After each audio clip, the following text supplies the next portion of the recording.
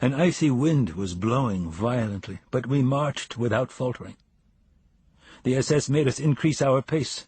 "Faster, you tramps, you flea-ridden dogs!" Why not? Moving fast made us a little warmer. The blood flowed more readily in our veins. We had the feeling of being alive. "Faster, you filthy dogs!" We were no longer marching, we were running, like automatons. The SS were running as well, weapons in hand.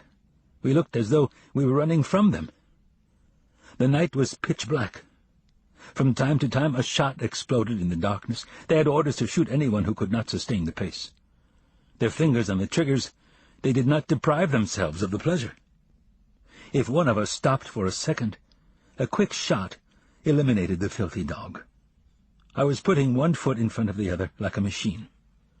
I was dragging this emaciated body that was still such a weight. If only I could have shed it. Though I tried to put it out of my mind, I couldn't help thinking that there were two of us, my body and I. And I hated that body. I kept repeating to myself, "Don't think, don't stop, run." Near me, men were collapsing into the dirty snow. Gunshots. A young boy from Poland was marching beside me. His name was Zalman. He had worked in the electrical material depot in Buna. People mocked him because he was forever praying or meditating on some Talmudic question. For him, it was an escape from reality, from feeling the blows. All of a sudden, he had terrible stomach cramps. "My stomach aches," he whispered to me. He couldn't go on. He had to stop a moment. I begged him, "Wait a little, Zalman. Soon we will all come to a halt. We cannot run like this to the end of the world." But while running, he began to undo his buttons and yelled to me, "I can't go on. My stomach is bursting. Make an effort, Zalman. Try. I can't go on," he groaned. He lowered his pants and fell to the ground. That is the image I have of him. I don't believe that he was finished off by an SS, for nobody had noticed. He must have died, trampled under the feet of the thousands of men who followed us. I soon forgot him. I began to think of myself again. My foot was aching. I shivered with every step. Just a few more meters, and it will be over. I'll fall. A small red flame, a shot. Death enveloped me. It suffocated me. It stuck to me like glue. I felt I could touch it. The idea of dying, of ceasing to be, began to fascinate me. To no longer exist. To no longer feel the excruciating pain of my foot. To no longer feel anything, neither fatigue nor cold, nothing. To break rank, to let myself slide to the side of the road. My father's presence was the only thing that stopped me. He was running next to me, out of breath, out of strength, desperate. I had no right to let myself die. What would he do without me? I was his sole support. These thoughts were going through my mind as I continued to run, not feeling my numb foot, not even realizing that I was still running, that I still owned a body that galloped down the road among thousands of others. When I became conscious of myself again, I tried to slow my pace somewhat, but there was no way.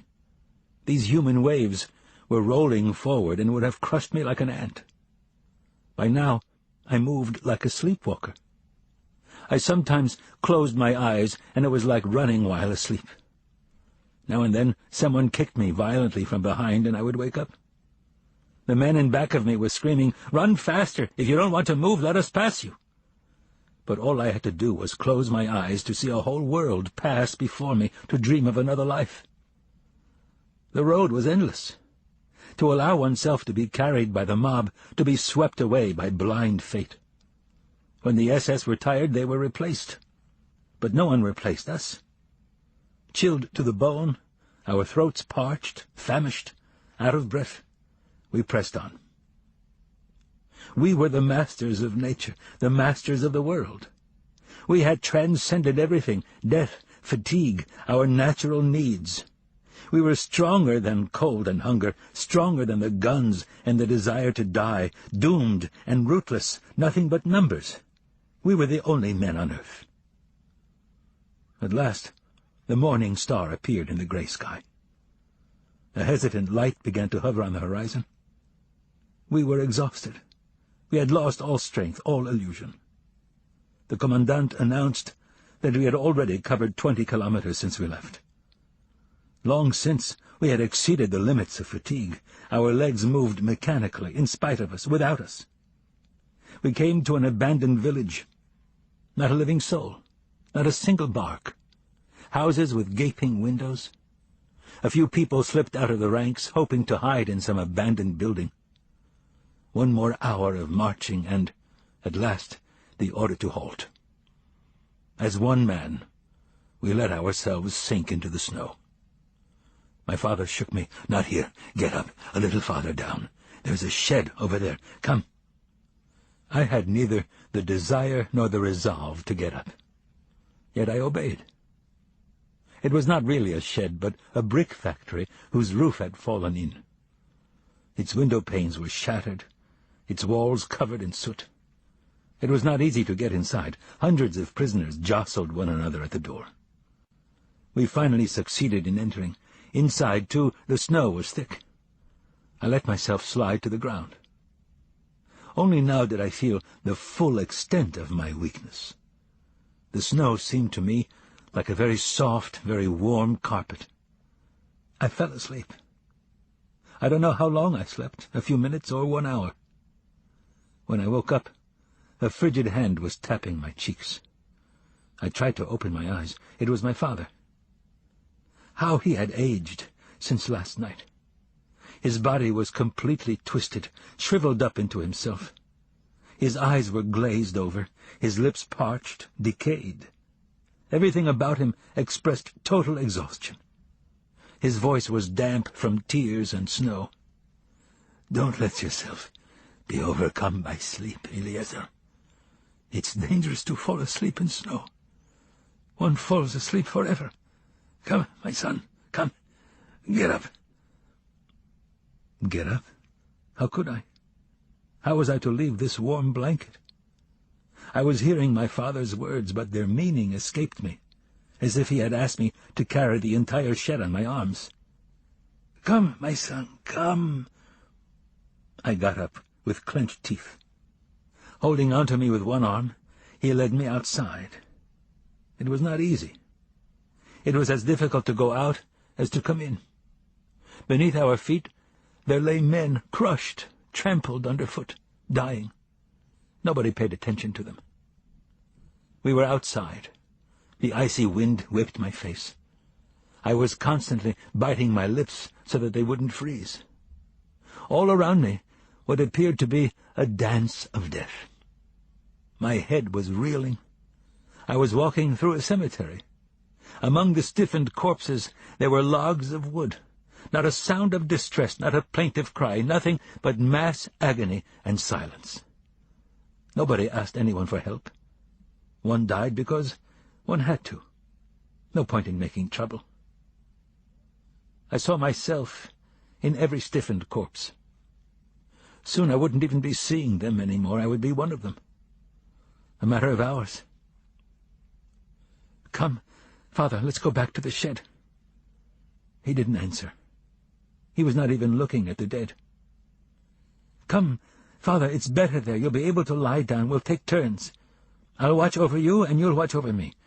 We won't let each other fall asleep. We'll look after each other." He accepted. After trampling over many bodies and corpses, we succeeded in getting inside. We let ourselves fall to the ground. "Don't worry, son. Go to sleep. I'll watch over you." "You first, Father. Sleep." He refused. I stretched out and tried to sleep, to doze a little, but in vain. God knows what I would have given to be able to sleep a few moments. But deep inside I knew that to sleep meant to die, and something in me rebelled against that death. Death which was settling in all around me, silently, gently. It would seize upon a sleeping person, steal into him, and devour him bit by bit.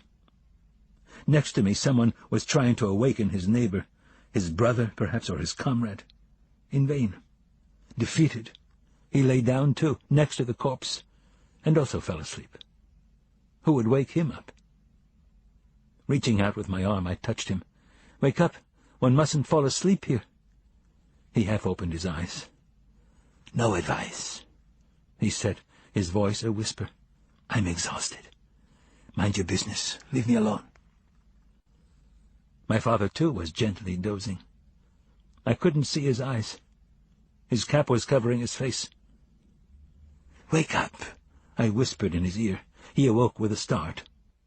He sat up, bewildered, stunned, like an orphan. He looked all around him, taking it all in as if he had suddenly decided to make an inventory of his universe, to determine where he was and how and why he was there. Then he smiled.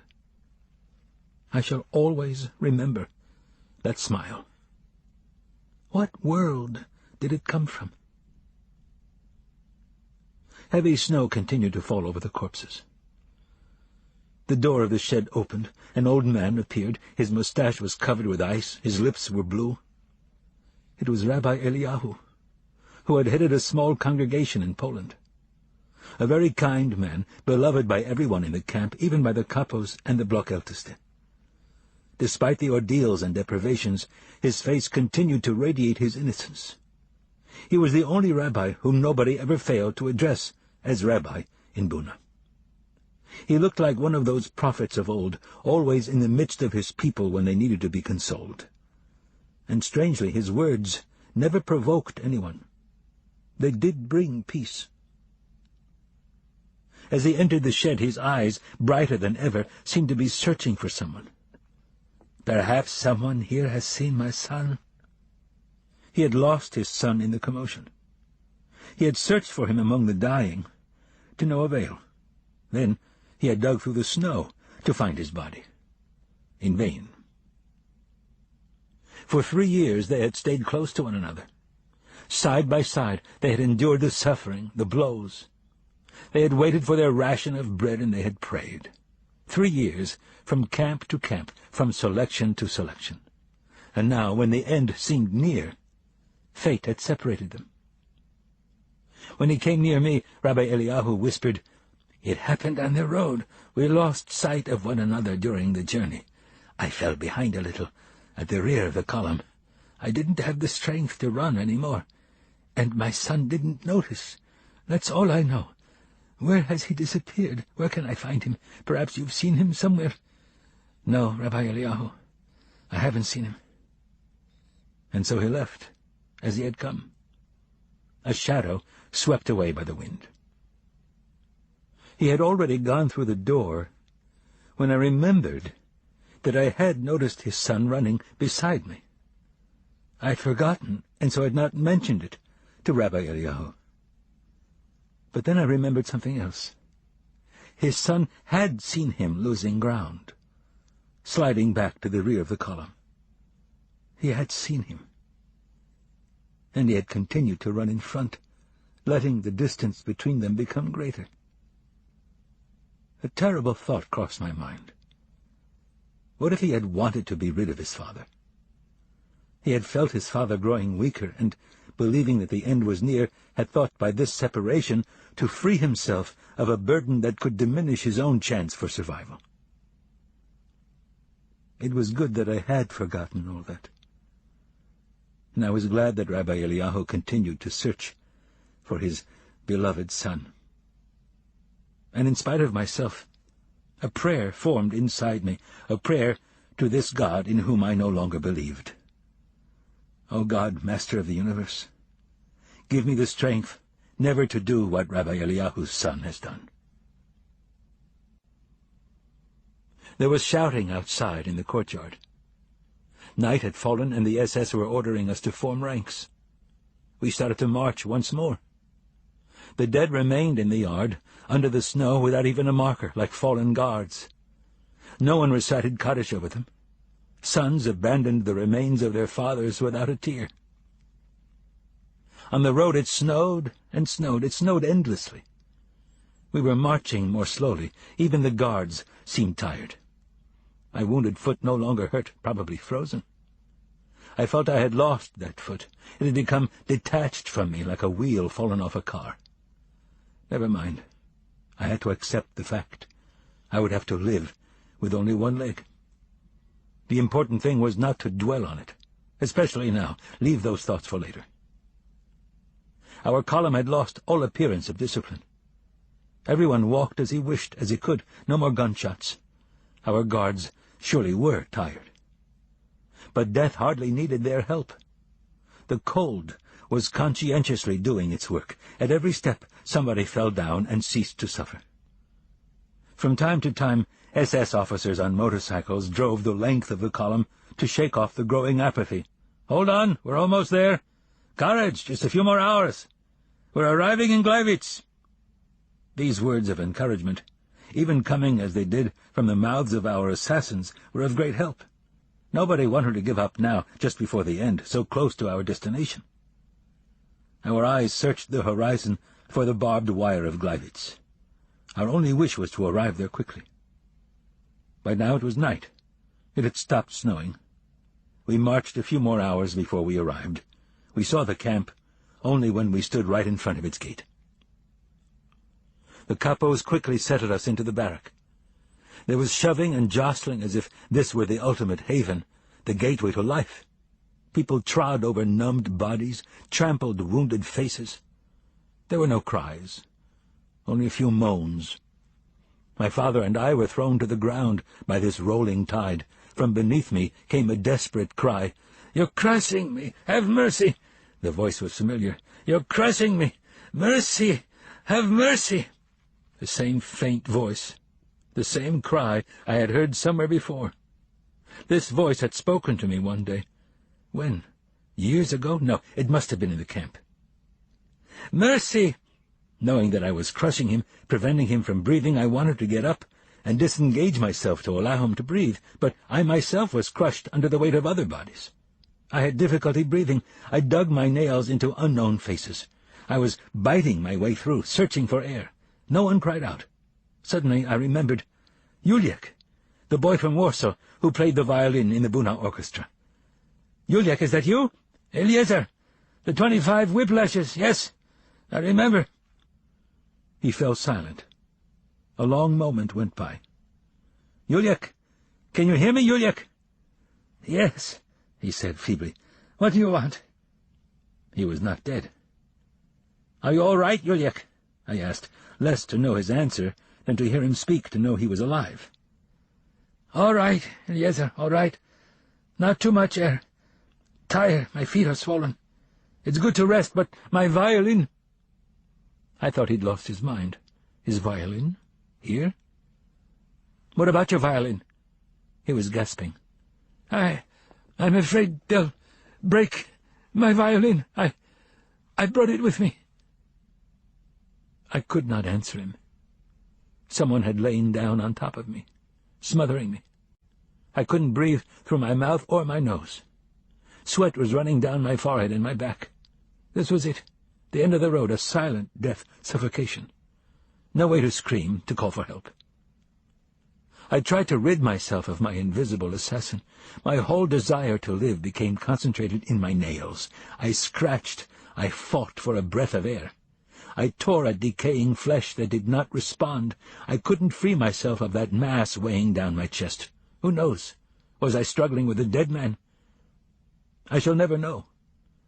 All I can say is that I prevailed. I succeeded in digging a hole in that wall of dead and dying people. A small hole through which I could drink a little air. "Father, are you there?" I asked as soon as I was able to utter a word. I knew that he could not be far from me. "Yes," a voice replied from far away, as if from another world. "I'm trying to sleep."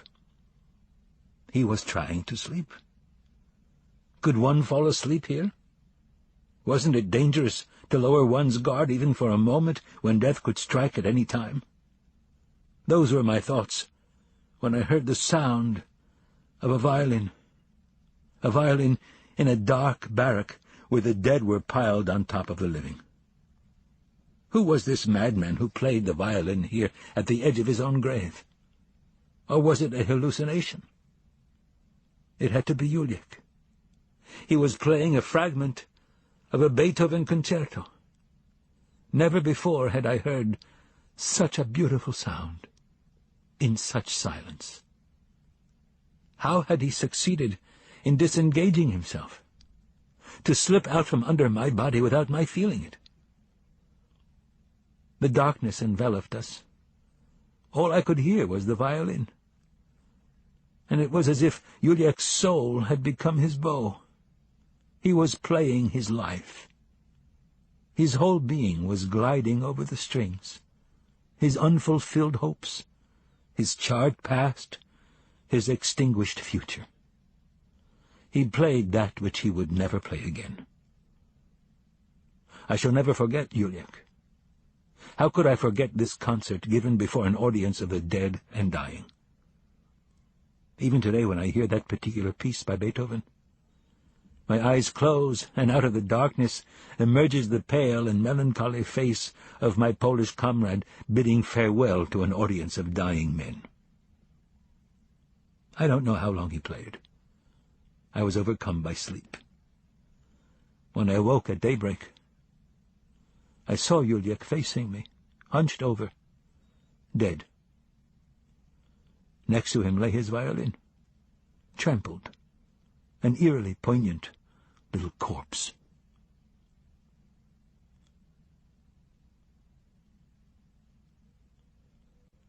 We stayed in Gleiwitz for 3 days. Days without food or water. We were forbidden to leave the barrack. The door was guarded by the SS. I was hungry and thirsty. I must have been very dirty and disheveled, to judge by what the others looked like. The bread we had brought from Buna had been devoured long since, and who knew when we would be given another ration? The front followed us. We again could hear the cannons very close by, but we no longer had the strength or the courage to think that the Germans would run out of time, that the Russians would reach us before we could be evacuated. We learned that we would be moved to the center of Germany. On the 3rd day at dawn, we were driven out of the barrack. We threw blankets over our shoulders, like prayer shawls. We were directed to a gate that divided the camp in two. A group of SS officers stood waiting. A word flew through our ranks: selection.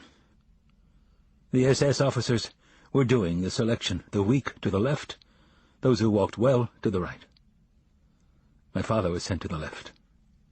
I ran after him. An SS officer shouted at my back, "Come back!" I inched my way through the crowd. Several SS men rushed to find me, creating such confusion that a number of people were able to switch over to the right, among them my father and I. Still, there were gunshots and some dead. We were led out of the camp. After a half-hour march, we arrived in the very middle of a field crossed by railroad tracks. This was where we were to wait for the train's arrival. Snow was falling heavily. We were forbidden to sit down or to move. A thick layer of snow was accumulating on our blankets. We were given bread, the usual ration. We threw ourselves on it. Someone had the idea of quenching his thirst by eating snow. Soon we were all imitating him. As we were not permitted to bend down, we took out our spoons and ate the snow off our neighbors' backs. A mouthful of bread and a spoonful of snow. The SS men who were watching were greatly amused by the spectacle. The hours went by. Our eyes were tired from staring at the horizon, waiting for the liberating train to appear. It arrived only very late that evening. An infinitely long train composed of roofless cattle cars. The SS shoved us inside, 100 per car. We were so skinny. When everybody was on board, the convoy left.